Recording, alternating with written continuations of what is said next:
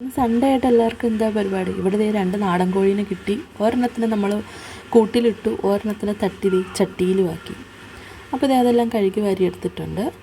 ഇനി നമുക്ക് അതിലോട്ട് കുറച്ച് മഞ്ഞൾപ്പൊടിയും ഉപ്പും ആവശ്യത്തിന് വെള്ളം ഒഴിച്ച് കുക്കറിലൊന്ന് വിസിലടിച്ചെടുക്കാം. അപ്പോൾ ദേ അതിന് ഇഞ്ചി, വെളുത്തുള്ളി, പച്ചമുളക് എല്ലാം കൂടി ഒന്ന് ചതച്ച് സവോള എല്ലാം ഒന്ന് അരിഞ്ഞ് മാറ്റി വയ്ക്കുക. അപ്പോഴത്തേക്ക് നമ്മുടെ ചിക്കൻ വെന്ത് വന്നിട്ടുണ്ട്.